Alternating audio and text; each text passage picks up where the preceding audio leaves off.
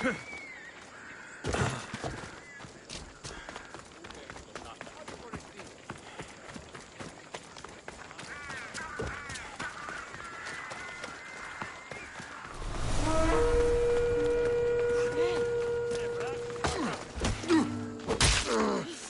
can see you, you know.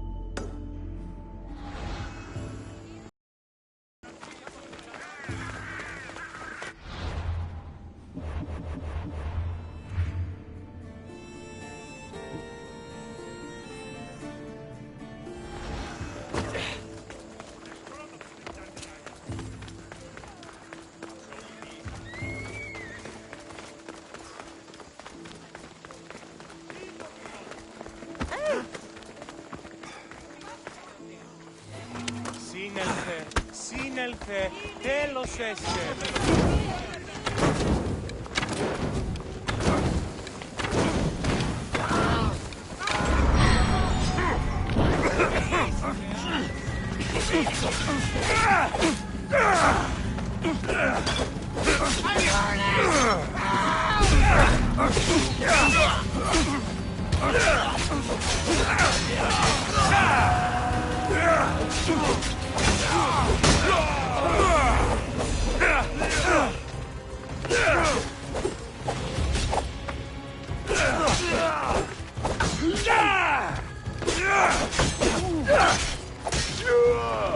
Maybe I should lie low for a while.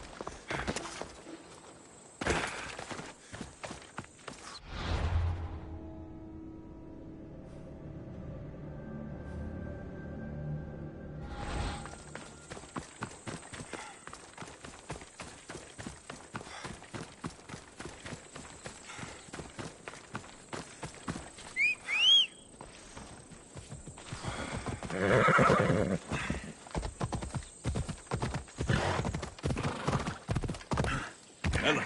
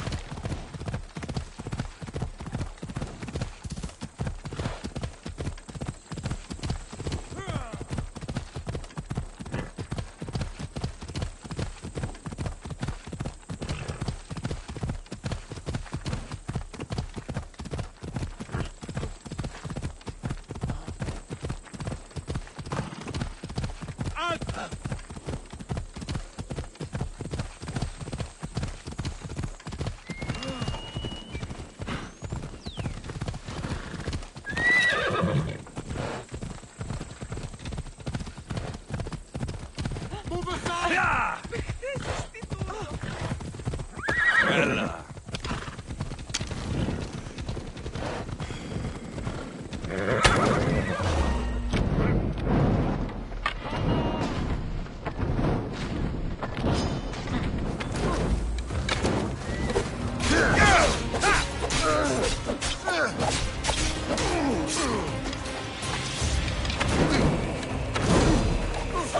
I'm on fire!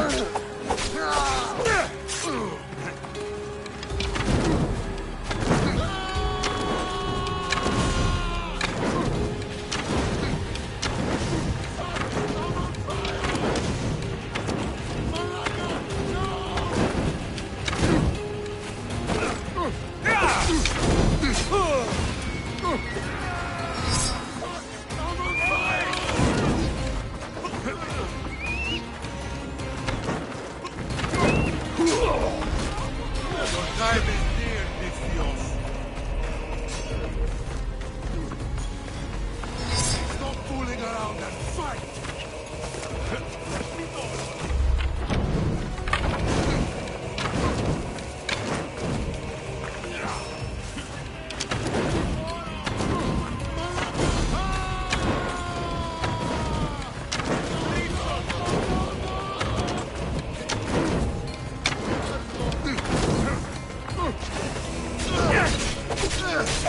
I'm on fire!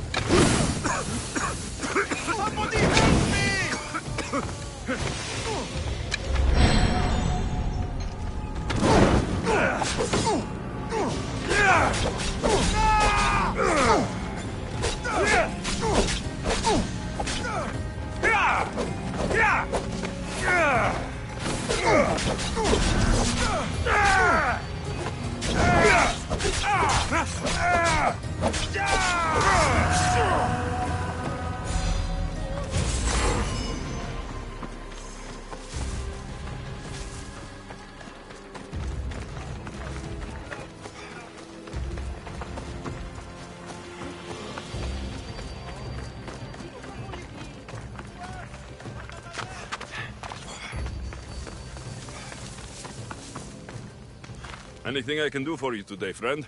The wife of a commander I have worked for is pregnant again. If the child leaves, the father will name it for the deceased leader. That's patriotic.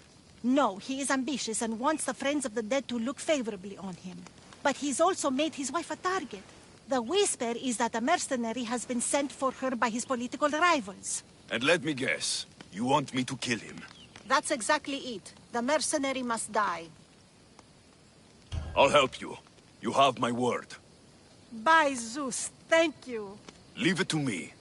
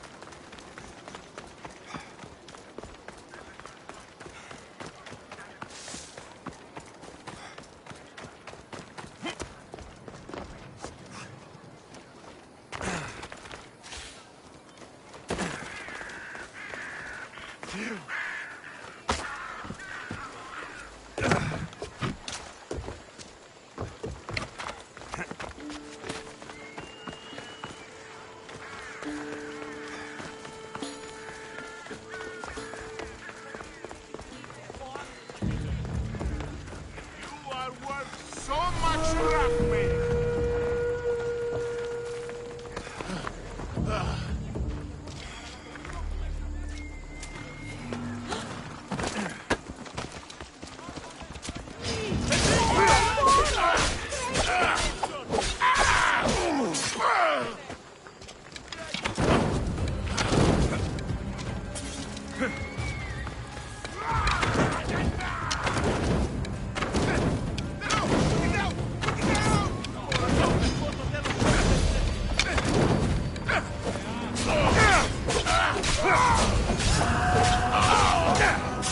Now then, they'd better pay me.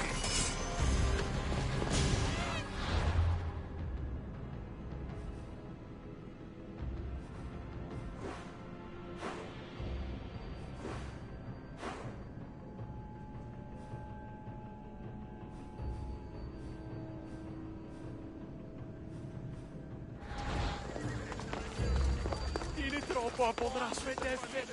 Τι να σε πάβει τούτο.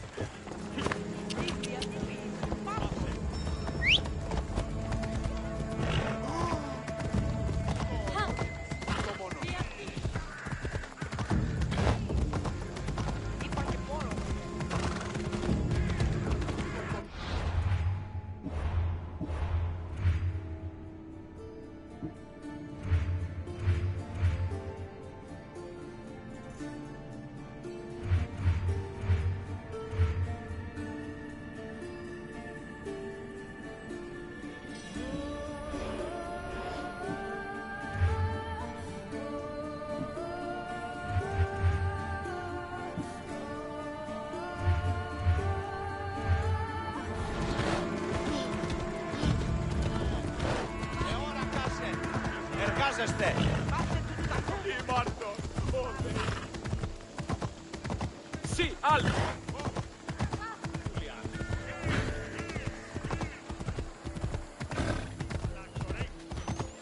Είμαι νοερτάδε τέρτικα!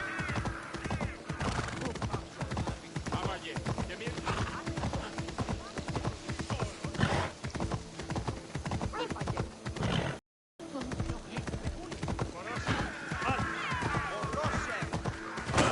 Άνθρωπος της τρως.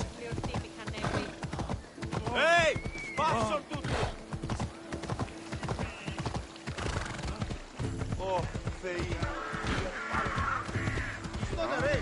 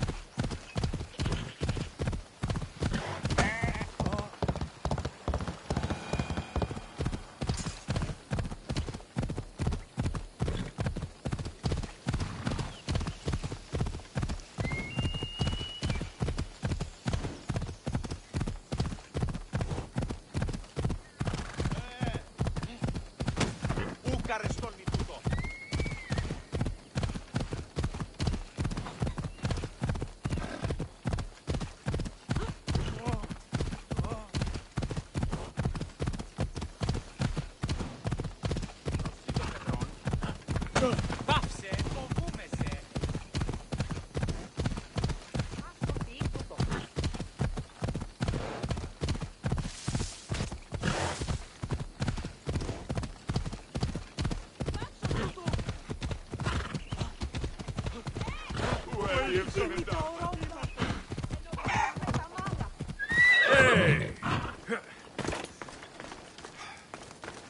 You again. Have you killed him? Your man is dead.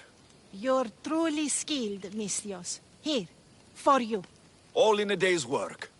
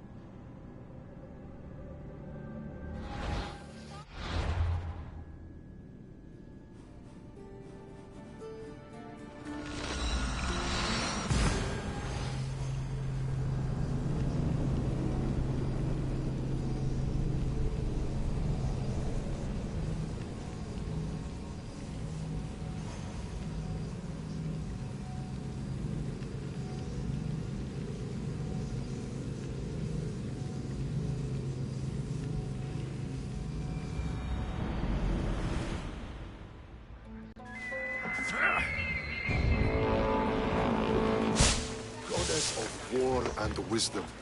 Is it?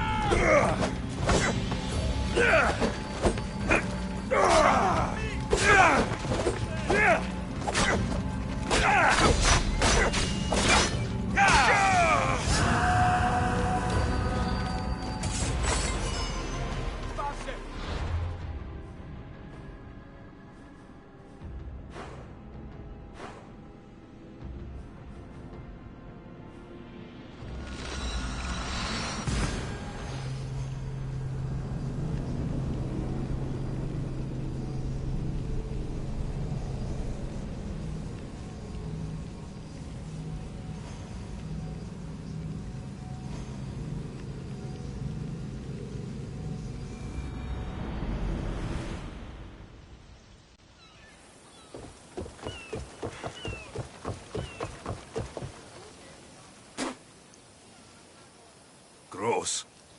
You want to fight someone in the arena?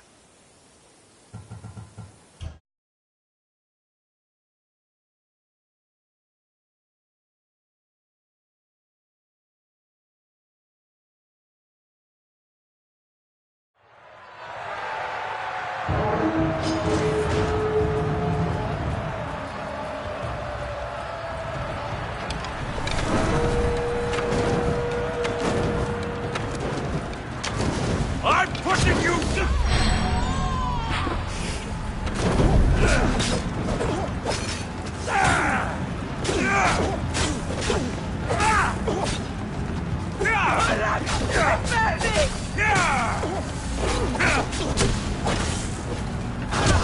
Death approaches, but so does yours.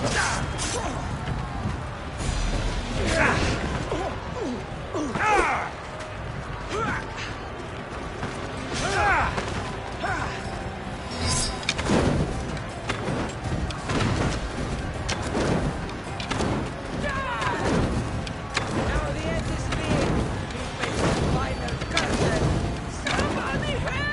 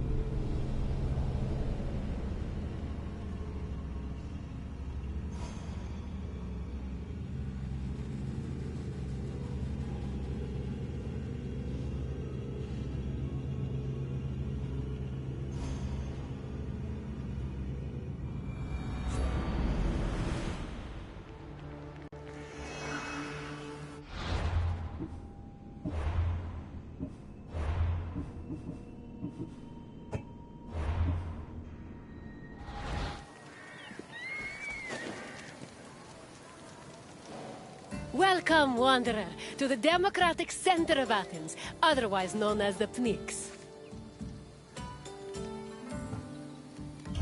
The battles fought here may be more intellectual than bloody, but they are no less spectacular. These outcomes will affect an entire city in a different way. The Pnyx was the meeting place of the Athenian Assembly and the physical embodiment of democracy at work. This tour will give you insight into how citizens made decisions and kept the city running. We can talk more when you have finished the tour. See you soon, Wanderer.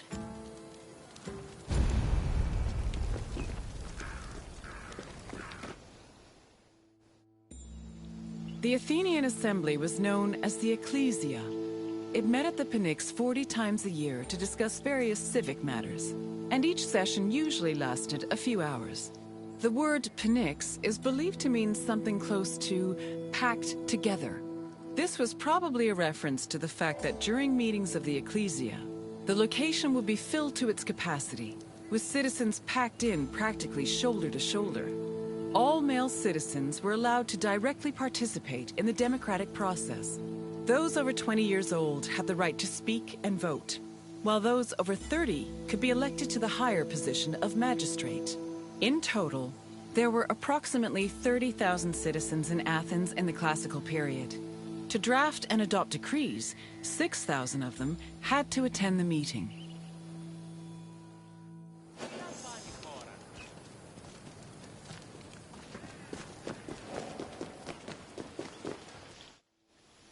Citizens came from all over Attica's 10 districts to attend the meetings of the Ecclesia. The meeting was presided over by an executive council called the Prytanes. Every session began with a sacrifice to Zeus Agoreos, the patron of the assembly. During the meeting, citizens delivered speeches from the Pnyx's platform on whatever issues the city faced. Afterwards, the issue was voted on with a show of hands from the gathered assembly. The Ecclesia made important decisions about subjects like grain importation, expenses, and declarations of war. While they could not directly enact laws, they had a say in appointing Athens' legislators, which gave them a large role in shaping the city's daily operations.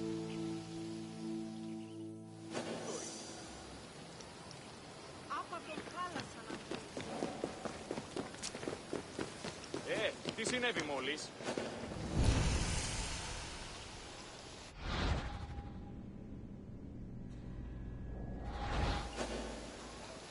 Τι γίνεται?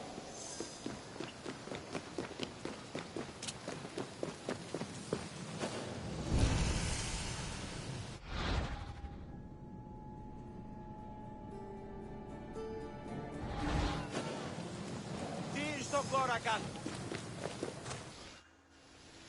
While some citizens only participated in the sessions of the Ecclesia, others could become more involved in democracy as magistrates.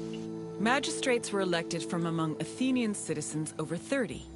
They were often successful orators and charismatic politicians, and they held much more sway over important decisions than the average citizen. One of the most famous magistrates was Pericles, who was so popular, he held his position for 15 years.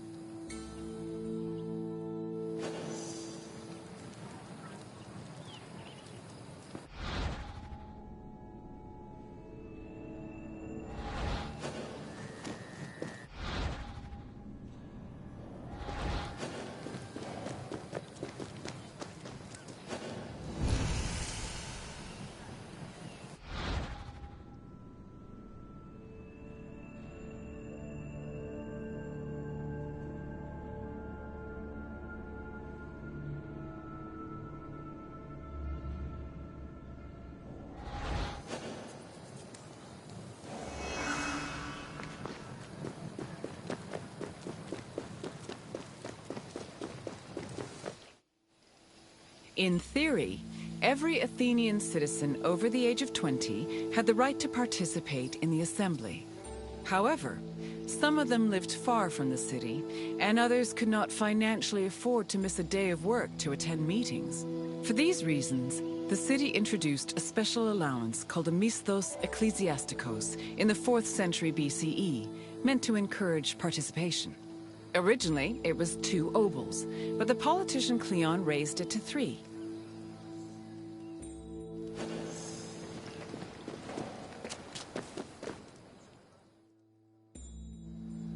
Athens introduced several innovations that heavily influenced modern society, including theater, architecture, and philosophy. However, their greatest contribution was their democratic government, which introduced the concept of a city ruled by its citizens. The decision to adopt democracy as a government, a choice made in 508 BCE, shaped civilization as we know it, and continues to affect us today.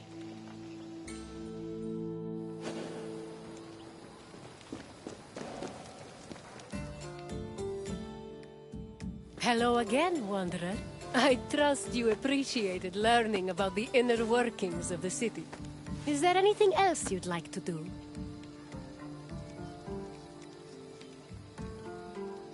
Then let's start with a simple question. Approximately how many citizens were in Athens in my time?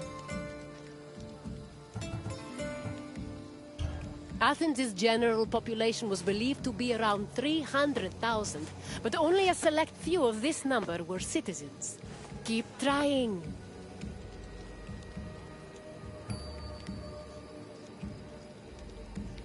Yes, there were approximately 30,000 citizens in Athens, although the population as a whole was much larger.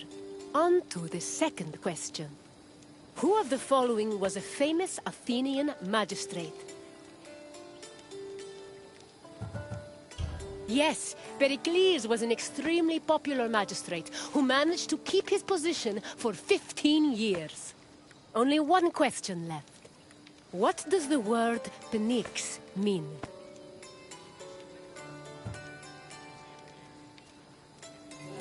Correct. The Pnyx was usually crowded with citizens attending meetings of the Ecclesia. You know enough about democracy to be a politician yourself. Well done, Wanderer. It would be my pleasure to take you to your next destination. Follow me.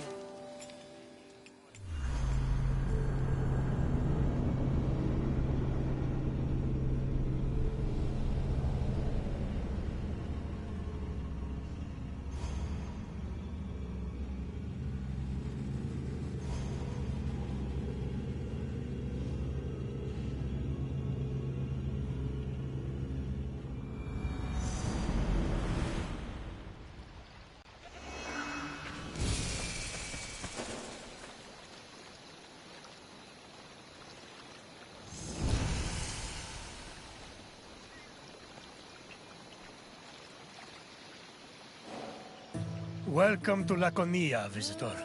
You're here to learn about Spartan society, yes? Then I won't stop you. My name is Leonidas. I am a king of Sparta. But do not think of me as some idle aristocrat softened by luxury. When Spartans go to war, I stand alongside them, shield to shield. And my spear tastes the same blood as those of my men.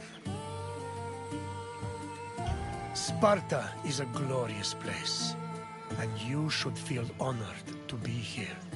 Honored, and perhaps somewhat frightened.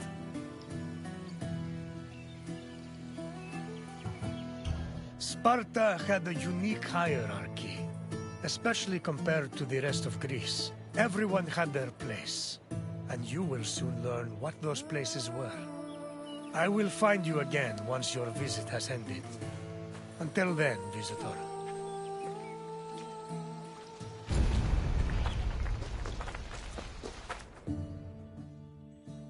Spartan society was structured around austerity, self-sufficiency, and a hostility towards foreign elements.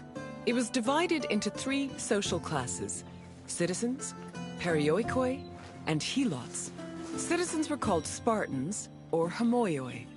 They were free men and women with mostly equal rights and wealth, though their contributions to political life were extremely limited.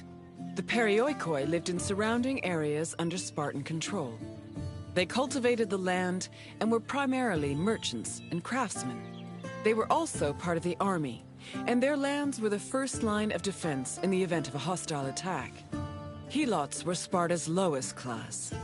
They were people who had lost their freedom to the Spartans, and they served the city as slaves. Helots were considered property instead of people. As a result, they had no political or civil rights.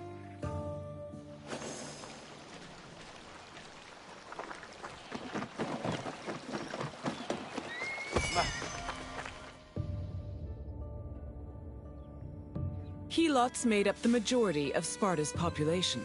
According to Polydeuces, they lingered between slavery and freedom. Two elements made Helots differ from other slaves. They were allowed to form their own families, and they were publicly owned by the city of Sparta instead of private citizens.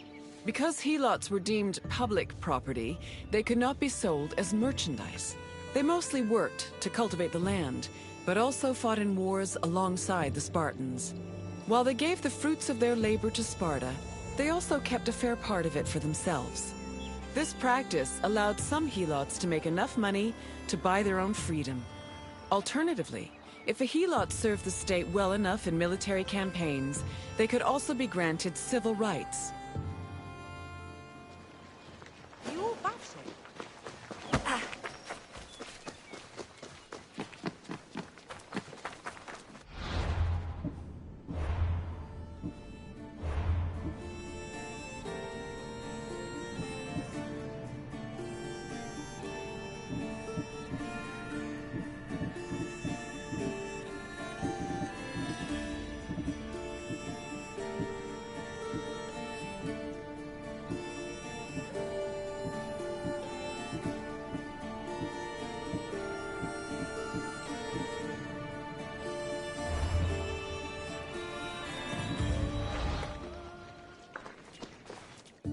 The founding of Sparta is dated around the 9th century BCE. Historical information about the city is limited, but it was known to extend into the region of Laconia. Over time, Sparta started encroaching on the territory of Messenia, eventually leading to war. Sparta gained more land in this conflict, which they divided between their citizens and the Perioikoi. The aftermath of the Second Messenian War, from 640 to 620 BCE, then divided the population into three groups: the Homoioi, the Perioikoi, and the Helots. The Helots of Laconia mostly respected Sparta's rule and did not cause much trouble. However, Helots from Messenia supposedly resisted the Spartans, although sources can only confirm one revolt for certain, which occurred in Messenia in 464 BCE.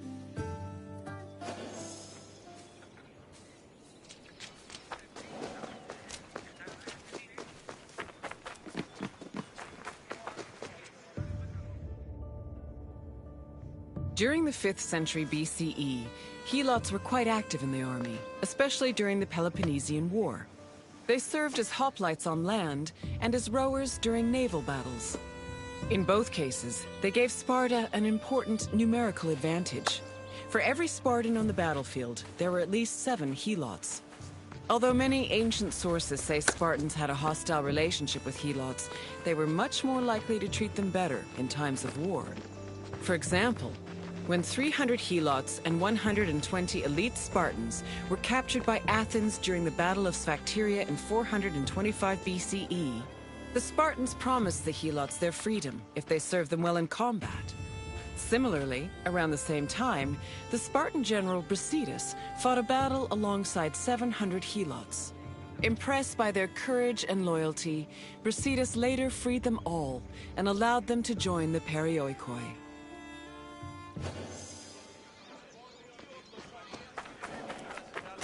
Perioikoi were another group of Sparta's population. They lived not in the city itself, but in its surrounding areas. The Perioikoi were never hostile against the Spartans. In fact, both groups together were known by the collective name Lacedaemonians. Perioikic cities had their own autonomy and sanctuaries, but they were always bound to Sparta. They were allowed to develop their own local laws and economies, but could never reach a level of prosperity that rivaled their parent state.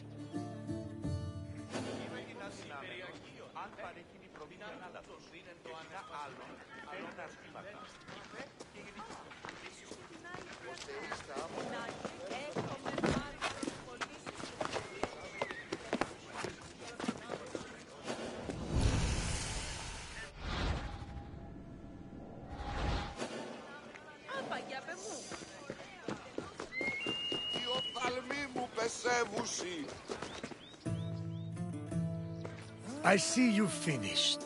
I hope you have a better appreciation for Spartan society. Nothing we do is without reason, and every man, woman, and child has a role to play. What would you like to do? Is that so? Then let us begin. During which battle were Elots promised their freedom?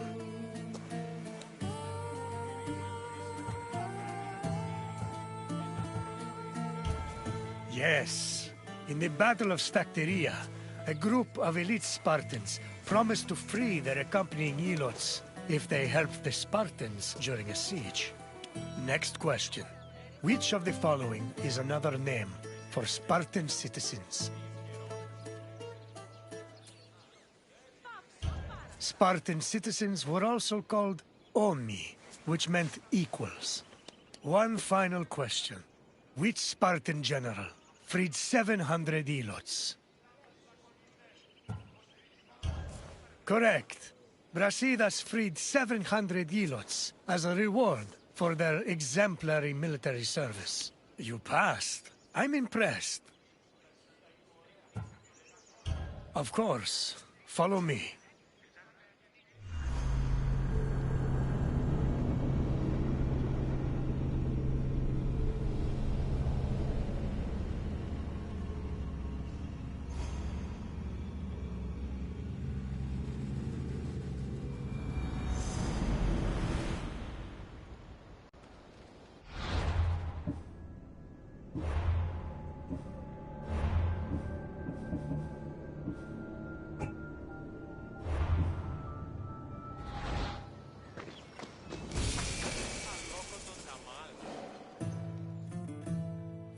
Greetings, visitor.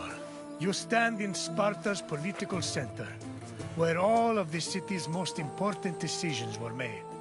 You should feel honored. Spartans may be unequaled on the battlefield, but some situations are better solved by a meeting of minds than a clash of swords. Not many, mind you, but some.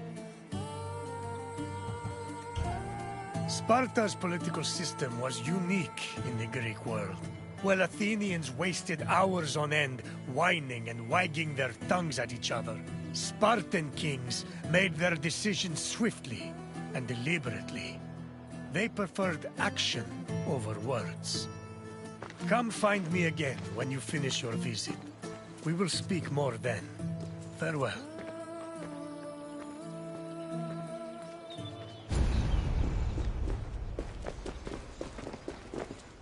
Sparta's political system differed from most of Greece's. One of its most distinctive features was that it was ruled by two kings. These kings belonged to two separate dynasties, the Eurypontids and the Aegeads, both of which were said to be descended from Heracles. Both kings shared equal powers, and disputes between them required the intervention of special magistrates known as ephors.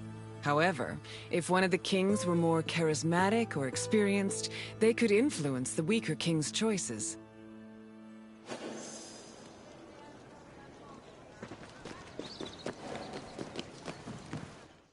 Spartan kings had several responsibilities and functions. As lifetime magistrates, they were technically Sparta's priests and strategists, and their duties encompassed everything from politics to justice. Originally, both kings would lead military campaigns in times of war. However, from 507 BCE onwards, only one of the two kings could be head of the army. On the battlefield, kings were accompanied by 300 elite soldiers for protection. But being a king wasn't only about working and fighting. They enjoyed special privileges as well. Spartan kings lived at the expense of the city, owned royal estates in the surrounding Perioikic cities, and received the majority of the spoils of war. When they passed away, they were buried with special honors, and the population mourned them for a period of 10 days.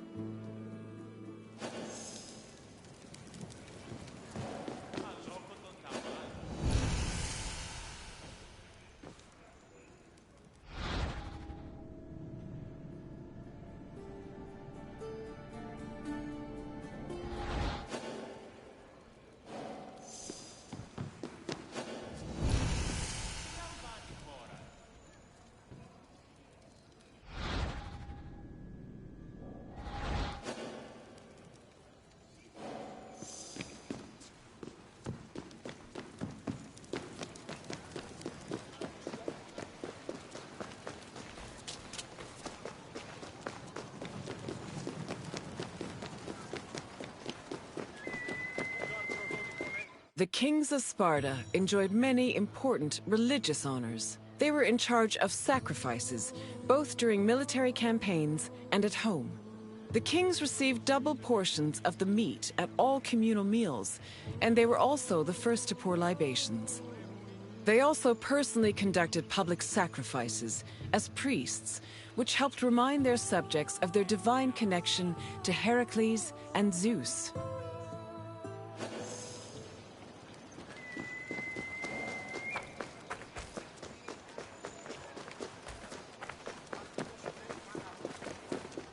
The ephors, or overseers, were 5 magistrates elected by the Spartan assembly.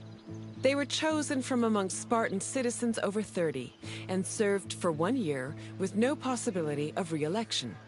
The ephors played a large part in administrating the city and were considered the most democratic agents in the Spartan political system.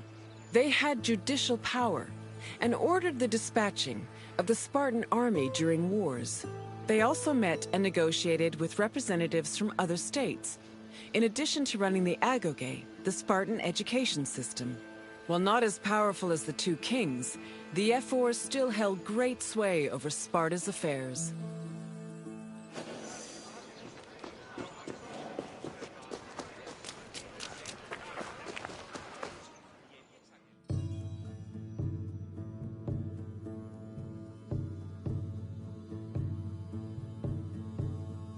The Gerousia was the Spartan Council of Elders.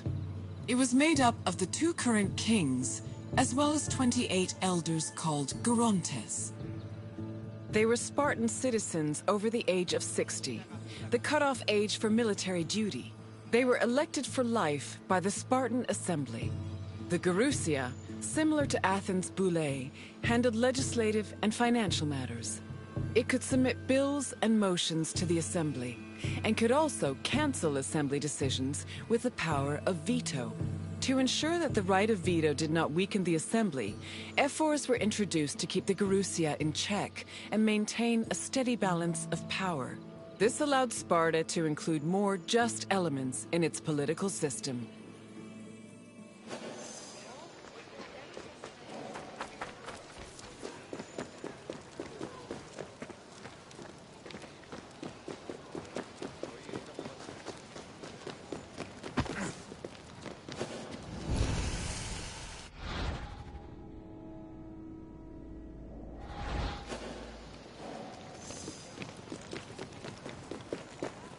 Spartan Assembly, or the Apella, was made up of Spartan citizens who were over 30 years old.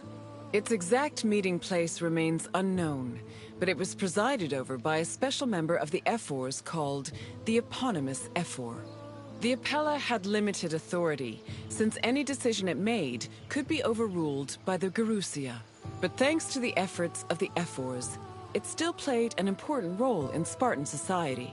The Apella dealt with topics like foreign affairs, war declarations, peace negotiations, and more.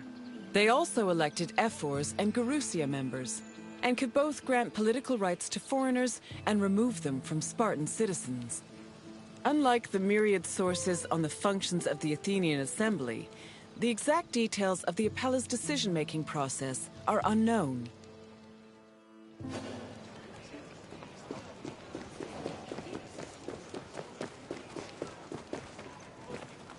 I see you finished.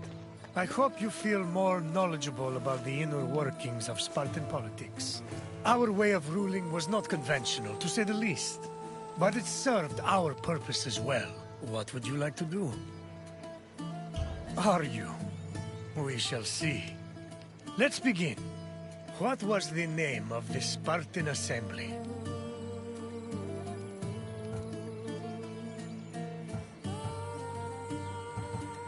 The Yerosia was the Council of Elders. Try again. Correct. The Spartan assembly was known as the Apella. Question 2. How many members did the Yerosia have?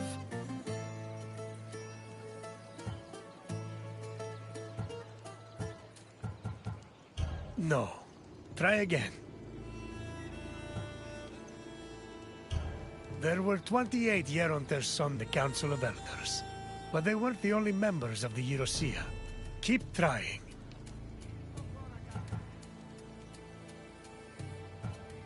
Yes, the Yerosia consisted of 28 Yerondas and the 2 kings of Sparta. Last question. What was the name of the Spartan education program? The Apella was the Spartan assembly. We have been over this. Try a different answer.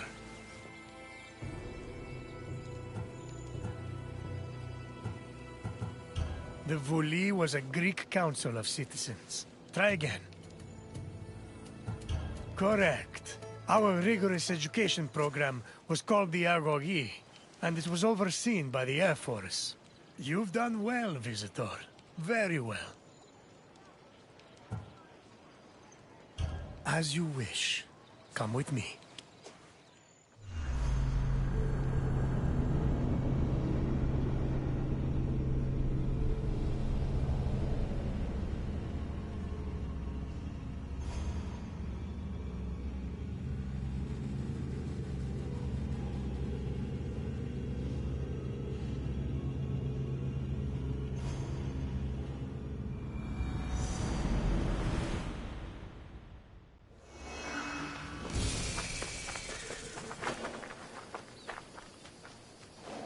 Welcome to the Gymnasium of the Kinosaries, one of the many places where philosophers came to enrich the mind and enlighten the spirit.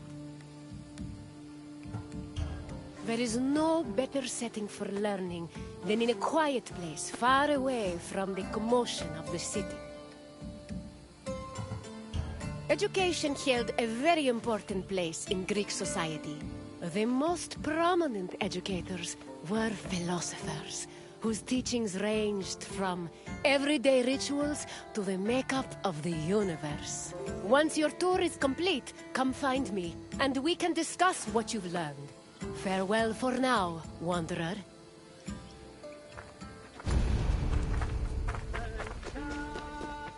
Philosophy comes from the Greek word philosophia, or love of wisdom. This concept was in direct contrast with philochromatia, love of money, and philotimia, love of honor. As of the second half of the 5th century BCE, Athens was known as Greece's capital of philosophy. Due to the rise of democracy, there was an increasing need for education beyond the basic subjects of elementary school. Athenian citizens needed to be able to participate in various functions of the democratic state, such as being elected for office, proposing new laws, engaging in military decisions, or simply defending their rights.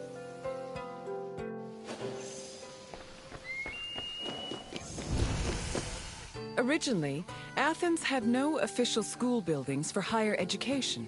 Sophists and philosophers taught either in private homes or in public spaces like the theater. To recruit young pupils for long-term curricula, they also held classes in gymnasia, where young Athenians underwent physical training.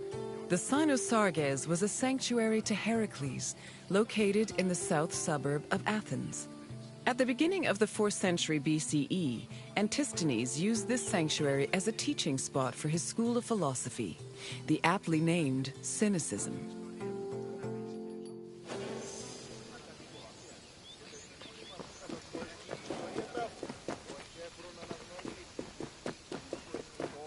Any free citizen was allowed to involve themselves in the Athenian democratic process. However, to truly influence the flow of politics, their speech and rhetoric skills had to be impeccable. As a result, many sophists taught subjects like logic, reason, and eloquence. These were meant to help students achieve arete, or excellence. But this specific concept of excellence was often challenged, especially by other philosophers. For example, Plato, Socrates, and Isocrates preferred a more moral approach and argued that rhetoric should be used as a means to serve the greater good. Socrates and Plato went even further, declaring that philosophy and wisdom were not only useful tools, but also ethical virtues.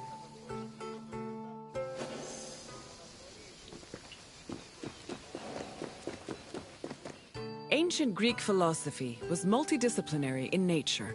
In addition to wisdom and logic, philosophers also studied and taught math, geometry, music theory, and even medicine.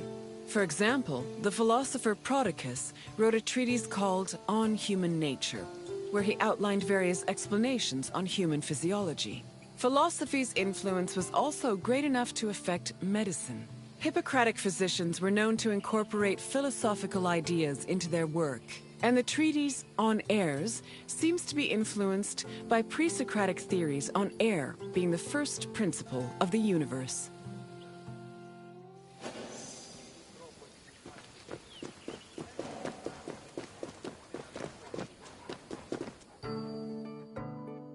The famed philosopher Socrates had an ambiguous relationship with sophists. In Plato's dialogues, Socrates is portrayed as being in constant opposition with the famous sophists of his time. Aristophanes' comedy, The Clouds, meanwhile, depicts Socrates as a sophist himself, constantly demanding payment for his teachings. Socrates was in fact very poor and made no money off his teachings. He also differed from the sophists in that while they only taught aristocratic youths, Socrates taught everyone, regardless of station. Unfortunately, his controversial ideas and practices did not sit well with the city of Athens, and he was eventually tried for impiety.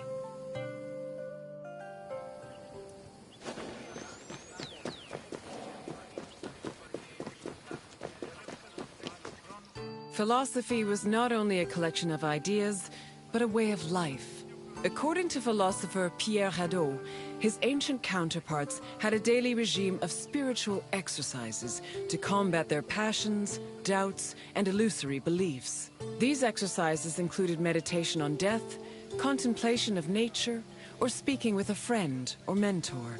Philosophers also followed specific dress codes and diets. They were also part of a community of masters and students. These communities were created and strengthened in schools. Plato founded such a school in the early 4th century BCE, when he purchased a property in a grove just outside of Athens. The school was designed to groom students into philosopher citizens who could eventually rule the city in a measured and fair manner. It followed its own rules and was open to both male and female disciples.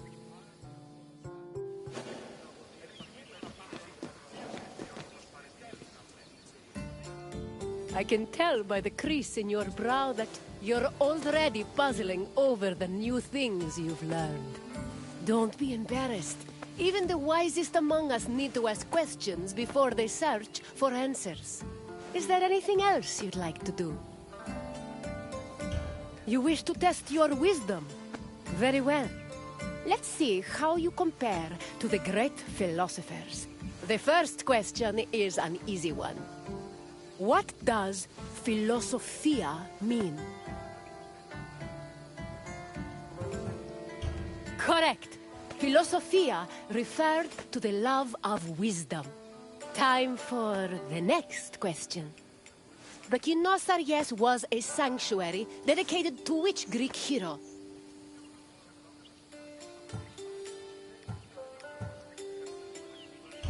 I'm afraid the Kynosarjes was not a sanctuary to Odysseus. Keep trying. The Kynosarjes was not dedicated to Perseus. Try again. Theseus was a legendary Greek hero whose achievements include such amazing feats as slaying the Minotaur. But the Kinosaries was not one of his sanctuaries. Try a different answer. Correct. It was the mighty Heracles. Now, for the last question. Which play by Aristophanes portrayed Socrates as a sophist? Yes, The Clouds was a comedy that portrayed the famous philosopher as a greedy sophist. Plato even believed that this caricature contributed to his mentor's eventual trial and execution. Well done, Wanderer. Even Socrates would be impressed by the depths of your wisdom. Very well, I'll take you there. Follow me.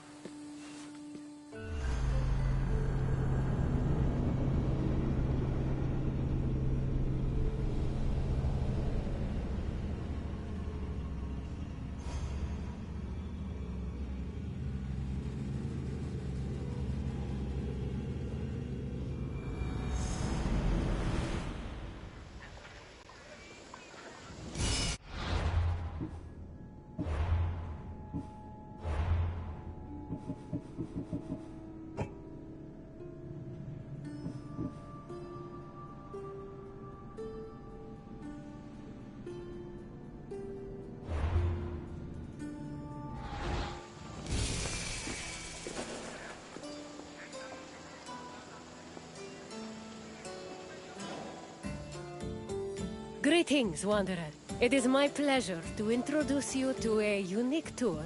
One that won't take you to impressive landmarks or famous battle sites, but through a typical Athenian home. If Olympus is Zeus's sanctuary, then my house is my own. It is a place where I can shelter myself from the noise and stress of city life. For an outgoing people like the Greeks, the house was a refuge of privacy. Inside, they could escape from the constant demands of civic life to enjoy the simple pleasures of family life. Look for me when you are done, and we can discuss the things you've seen. Farewell for now.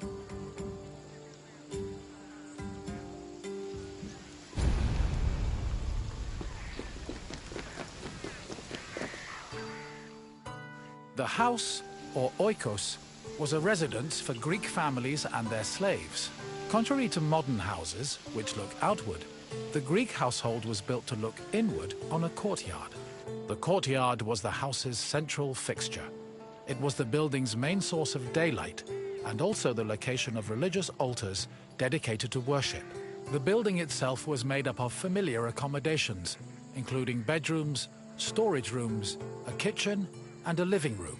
Women were generally in charge of tending to the home, which in Greece was called oikonomia, a term that inspired the modern word economy.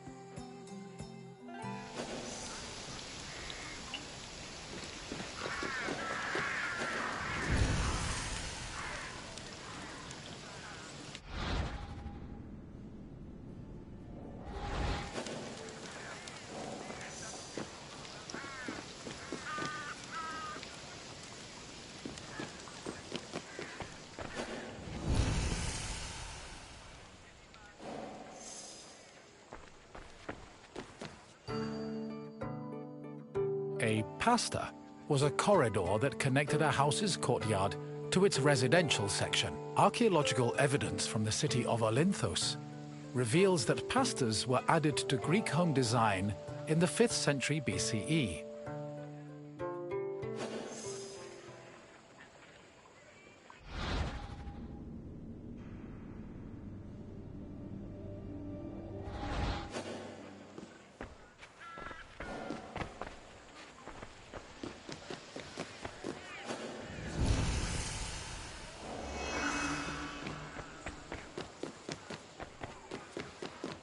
Greeks had no qualms about combining their work and their private lives, and many of them worked from home.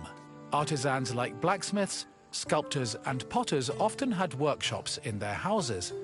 Some even operated small stores to sell their work. Similarly, doctors were known to treat patients in special offices located in their homes. Women also worked in the house and were responsible for making textiles, as well as producing clothes and supervising weaving, which was carried out by slaves. If the household was wealthy enough, they could even produce a surplus of textiles to sell in times of financial difficulty.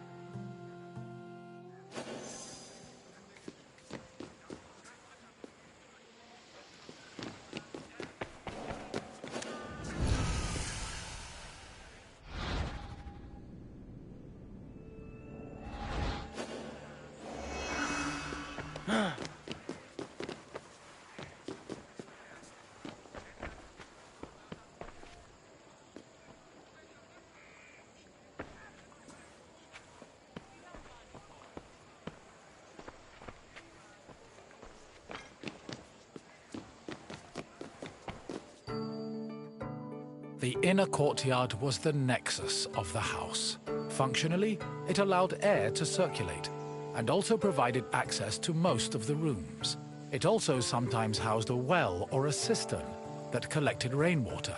In the center of the courtyard was an altar to Zeus Herkios, who served as the protector of the household. Women would often use the space to sew and cook, while children used it as a play area. Furthermore, if the family had pets or animals, the courtyard was where they were allowed to run free.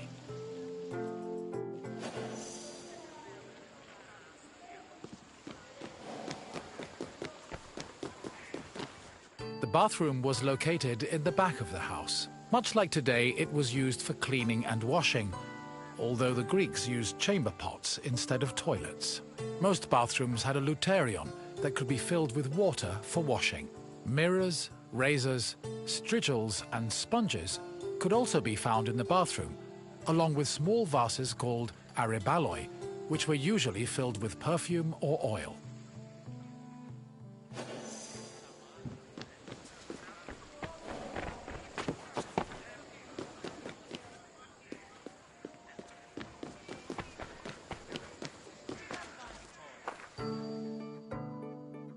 Greek homes had kitchens where the family's meals were prepared. The Greeks did not often eat meat, except during special occasions like banquets or after sacrifices. They had mainly a grain-based diet, eating staples such as bread, porridge, or a barley cake called maza. They also occasionally ate poultry, fish, and other seafood, as well as fruits, vegetables, goat milk and cheese, and olive oil. Food was cooked on a tripod, or sometimes in a klibanos, which was a sort of mobile oven. Other cooking implements included braziers, mortars and pestles, a spit to hold food over a fire, platters, and frying pans. The family also used the kitchen to store food in containers called pithoi.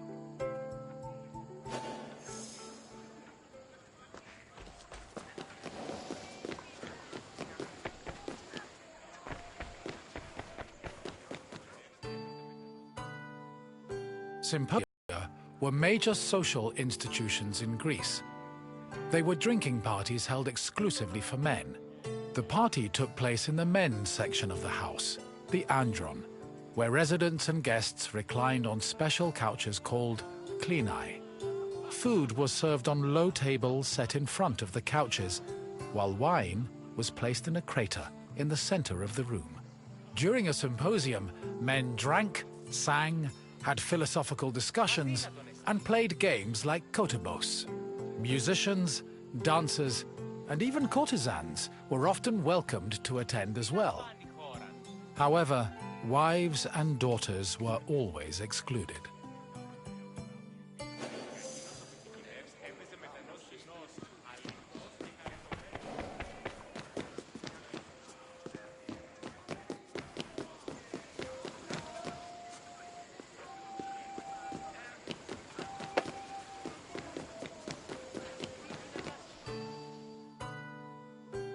The Pyrgos, or upper stories, was the women's quarter of the house, where they could pursue their activities and observe the city without being seen themselves. The rooftops were also used in a special rite called the Adonia, a private celebration held in honor of Adonis, which was reserved for women. At the beginning of spring, women filled terracotta pots with soil and lettuce seeds, then climbed a ladder to place the pots on the rooftop. These pots served as the women's very own Gardens of Adonis.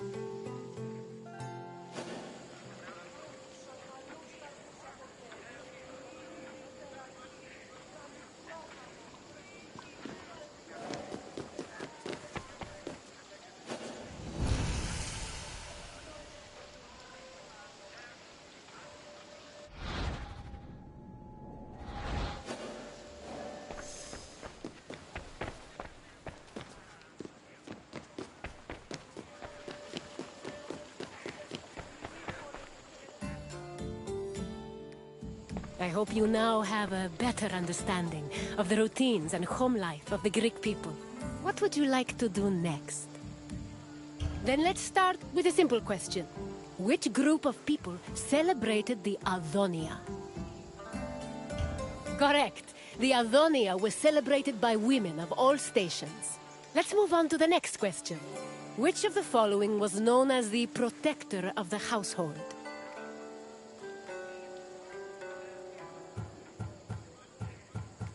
Athena Ergani was actually the god of arts and crafts. Try another answer. Apollo Patros was believed to be the father of the Ionian Greeks.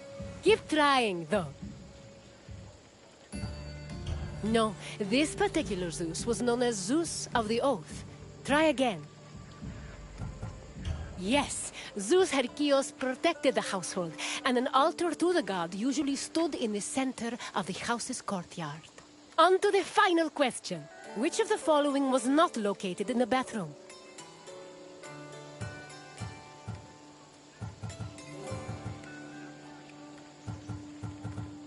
Which of the following was not located in the bathroom? The Luterion was a water basin that was located in the bathroom. Try a different answer. Correct! The Klivanos was a mobile oven usually found in the kitchen. It seems you really know your way around Greek homes. Well done, Wanderer. As you wish. Come with me.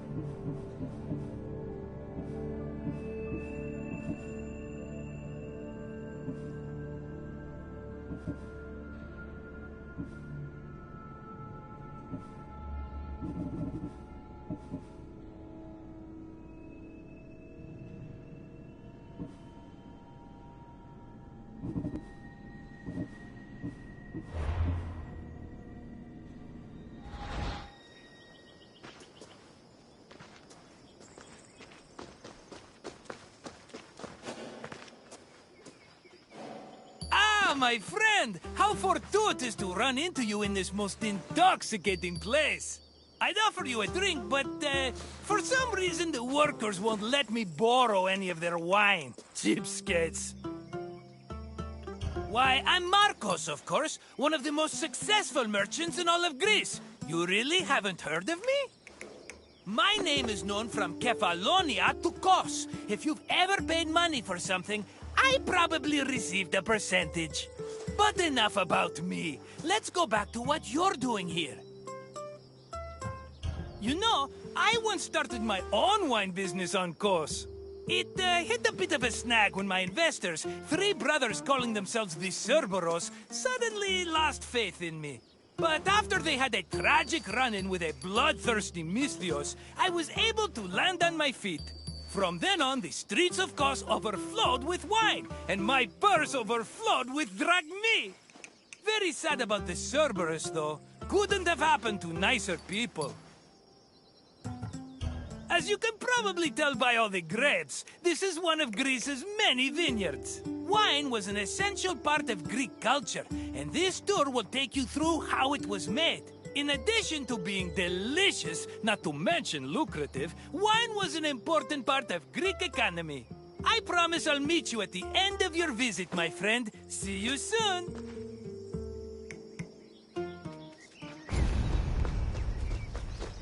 Winemaking dates back to the 4th or 3rd millennium BCE. It became widespread in Greece during the Bronze Age, and within centuries the Greeks had refined it further. The first step in the process was always harvesting, where grapes grown on rows of vines were collected by vineyard workers. According to Homer, harvesting was often accompanied by music to give it a more festive atmosphere. Ancient Greek wine mainly came in 3 different varieties: Osteros, Glucathion, and Autokratos. It could be flavored with spices, herbs, resin, and even perfume. It was also much stronger than modern wine, with an alcohol percentage of approximately 16%. Because of this, the drink was mixed with water to make it more palatable.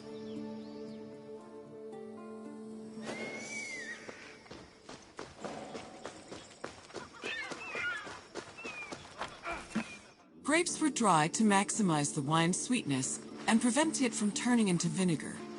In most vineyards, the drying process involved laying the grapes out on the ground under the heat of the sun, then covering them at night to protect them from accumulating dew. According to Hesiod's poem, Works and Days, the ideal time to dry grapes was 10 days and 10 nights. When they were finally completely dried, the grapes were collected in jars, just as they are today.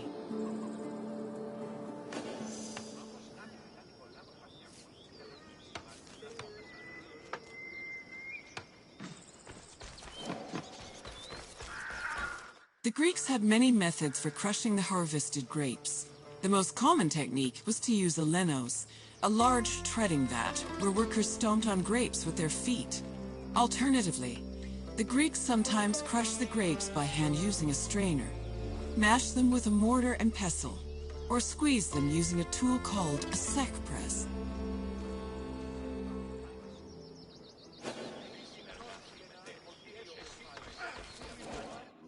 After the grapes were pressed, the resulting juice was poured into large containers called pithoi, where it fermented. Once fully fermented, the wine was filtered through an ethmos, or sack, which separated it from the residual yeast called lees. The wine was then placed in a special storage room. The room was half buried to keep it dry and maintain a consistent temperature of 15 degrees Celsius. These measures ensured the wine wouldn't lose any of its quality before being shipped to market.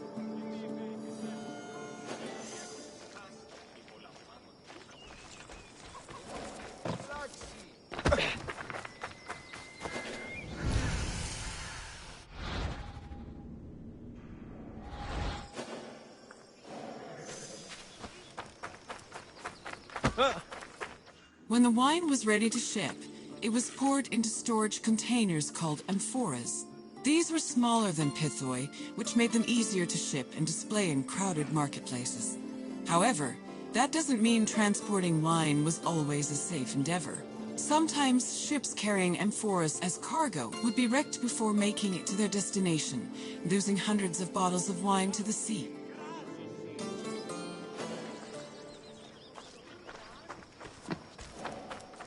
Ah, my friend, are you drunk with knowledge? I hope you enjoyed yourself learning about all the picking, stumping, and bottling that goes into making Greece's favorite beverage. Maybe customers understood how hard winemaking was, they'd agree more with my perfectly reasonable prices. But let's talk about something else, yes? What else can I do for you?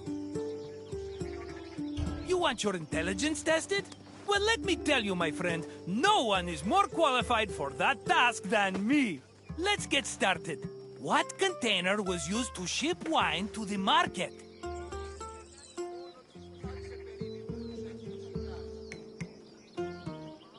No, pithy were the big containers with the juice fermented into wine. But I'm fond of second, third, even fourth chances. So try another answer.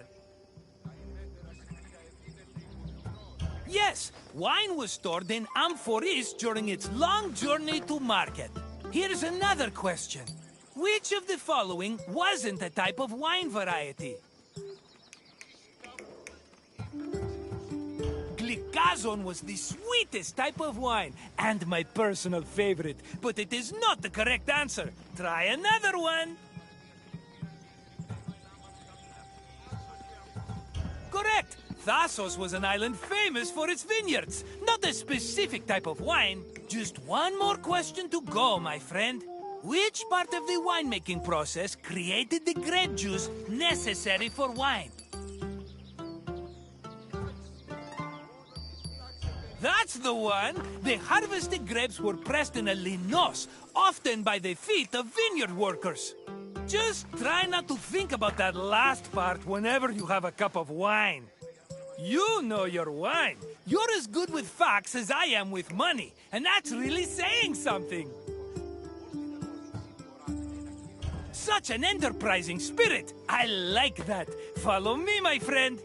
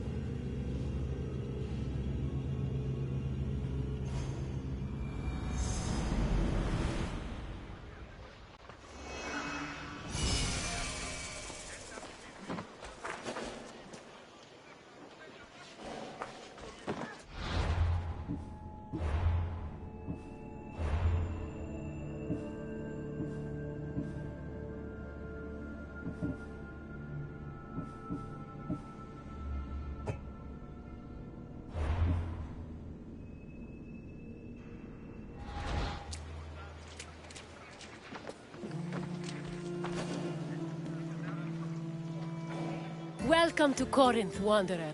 I have a special visit planned for you today. It's an intimate, informative look into the daily lives of Greek women. It's amazing what women could accomplish while men spend all day trying to out-debate each other at assembly meetings. Their work should be far more appreciated on the whole, but we're going to acknowledge that now. Corinth was one of the largest cities in ancient Greece. It had an estimated population of 90,000 in my times, and much of that population was made up of women. This tour will shine a light on those women and look at how they lived on a day-to-day basis. Look for me when you're done with your visit, and we can discuss things further.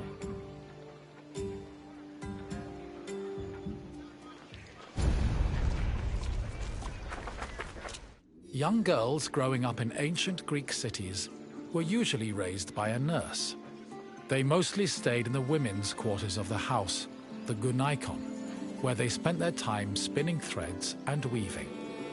While there is not much historical evidence of young girls at play, especially compared to boys, it was still known to happen. For example, an ancient terracotta group depicts two girls playing ephedrismos. This was a competition to see who could strike an upright rock from afar using a pebble or ball. The game's loser had to close their eyes and carry the victor until they managed to touch the same rock with their hands.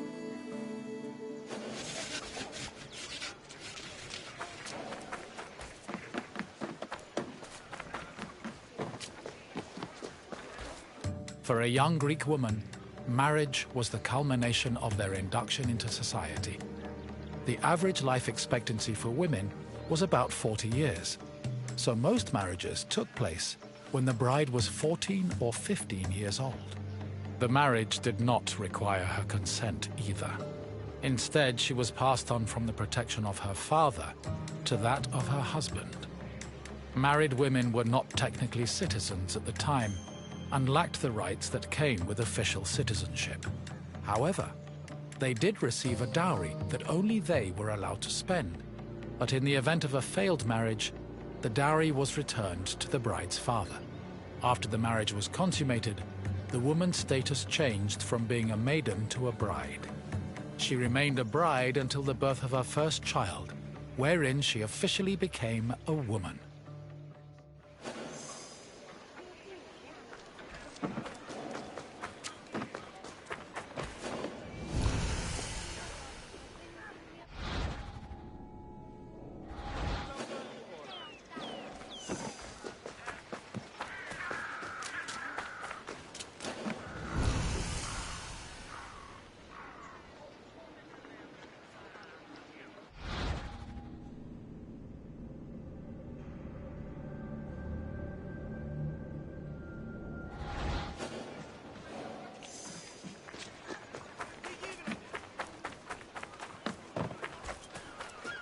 Women living in ancient Greek cities were essentially forbidden from participating in political life, and most aspects of their lives were controlled by men.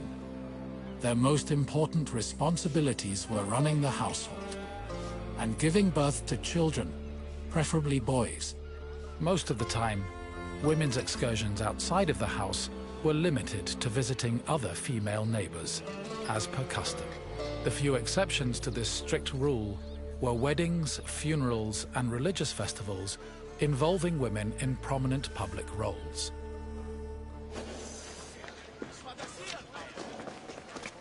Hey!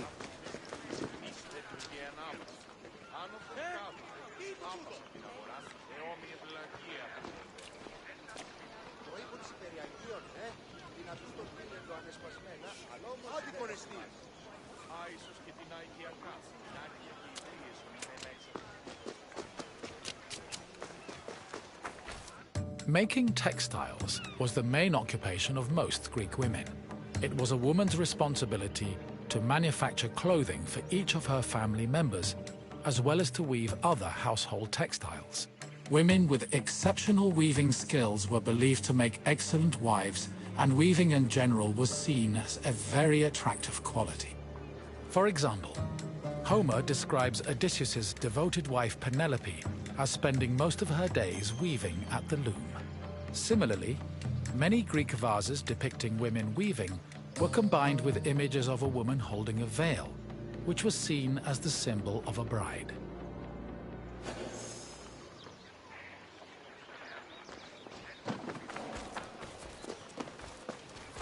Ancient Greek women cooked in their house's kitchen area.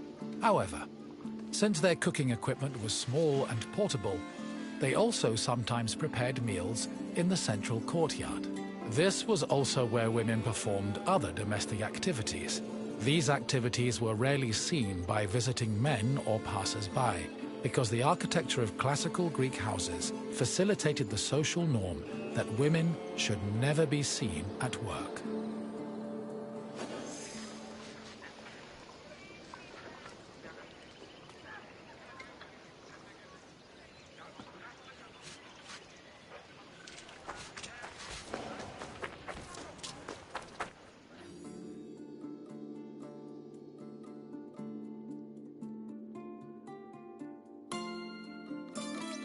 The historian Strabo relays that the Temple of Aphrodite was one of Corinth's most famous landmarks.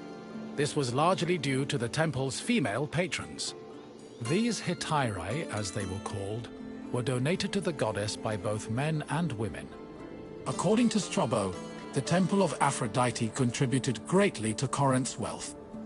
The Hetairai were the temple's main attraction, and many visitors came to Corinth in search of their company, for which they spent frequently and frivolously.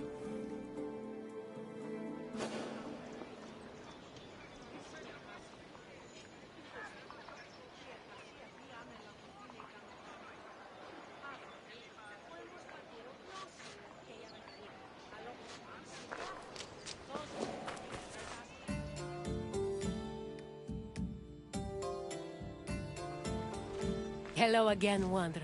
I hope your visit was an interesting one. Greek women lived very restricted lives compared to men, but throughout it all, they held on to their strength and dignity. Is there anything else you'd like to do?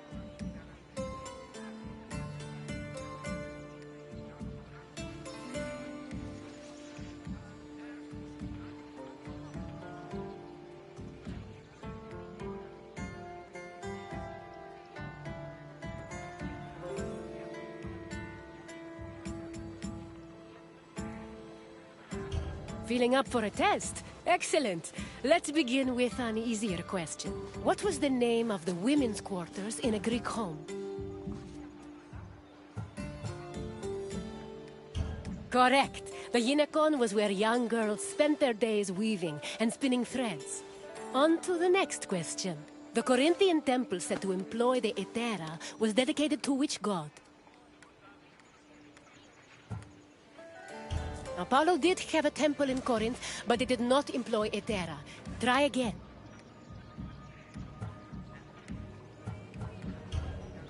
Artemis was the goddess of chastity, so dedicating the temple to her would have been ironic, don't you think?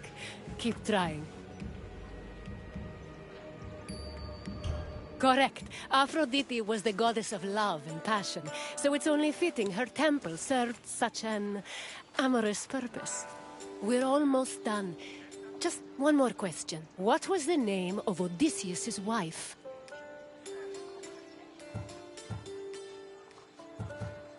Clytemnestra was the wife of King Agamemnon of Mycenae. Try again.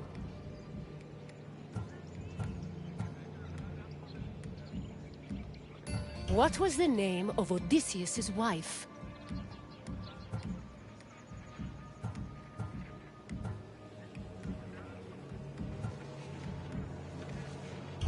Helen was the wife of King Menelaus before Paris of Troy abducted her. Keep trying. Yes, Penelope was Odysseus' loyal wife, who kept at her weaving while waiting for her husband to return from war. You passed the test, Wanderer. Congratulations. Then farewell, Wanderer, and thank you for visiting this great place.